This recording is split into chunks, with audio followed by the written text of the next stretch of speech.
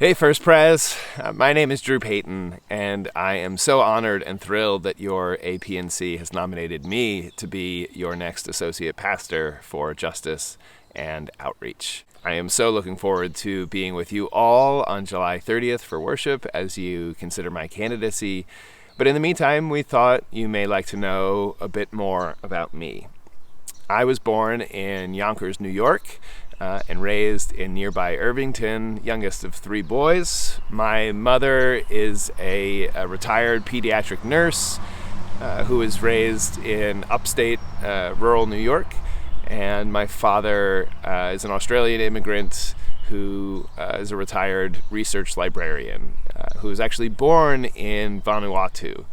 His parents were missionaries in the South Pacific, as were their parents before them and theirs before them, and all of them Presbyterians.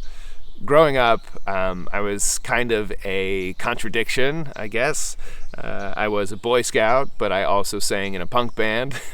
I was on the wrestling team, but I also wrote poetry and was a theater nerd. In a culture with a very narrow, specific standard for success, acceptability, masculinity, you name it, I never quite felt I belonged. The gift of that, though, was that I moved through many different groups and gravitated to many different kinds of stories and found commonality with many different kinds of people.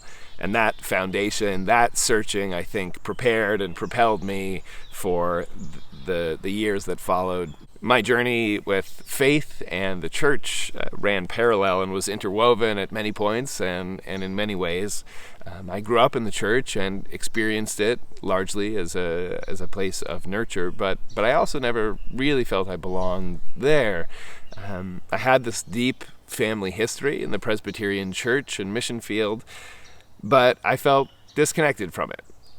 It wasn't really till I started traveling to Nicaragua and I met these sort of renegade Presbyterians who maybe drank a little too much and swore like sailors and had mostly given up on church, but who were living the gospel in ways more courageous and vibrant than I had ever witnessed before among some of the most profoundly impoverished people on earth. And those people, the Nicaraguan people, I was doubly inspired by and guided by their faith, how it had driven them to stand up against repression, how it sustained them in their daily living. And it was from there that I applied to seminary. While studying at Union Theological Seminary, I met my wife, Celine, who was then a graduate student at the Columbia School of Social Work. In a joint poverty immersion course, we traveled through Appalachia and participated in a movement to end poverty led by the poor, and found and forged love together. Celine went on to become a deputy political director at the ACLU, where she worked largely on queer rights. But she left that position during the pandemic to pursue a calling as a postpartum doula, offering support to new parents and their children. And she's great at it, and she's loving it. We now have together two amazing kids. Beckett, our son, is 7. He is a precocious, deeply feeling kid who loves to cook and write and read, and to recite weird and wonderful nature facts, and to wear costumes on occasions that don't normally require costumes. And Serafina, our daughter, is 5. She's an impish, adventurous, loving kid with an artist's soul, who is creating nearly all day, every day, inventing songs and stories, dancing, painting, devising projects that result in little bits of paper proliferated into every corner of our home.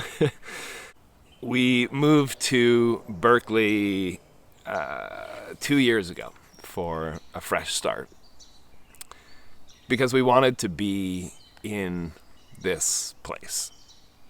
We wanted to raise our kids immersed in human diversity, in social movements with deep roots, and surrounded by the splendor of nature, of the forests and the sea and the mountains. I didn't know at the time that move would lead me to your doorstep, but I am so glad that it has. The truth is, I wasn't looking for a call. I was trying to stay open to the movement of the Spirit and pay attention to my new community in the East Bay. Here's Serafina making an appearance. But I wasn't out there hitting the pavement. In fact, I even kind of tried to avoid it. I've always had kind of a soft spot for Jonah, receiving a call and then running in the opposite direction. But in my experience, God doesn't give up.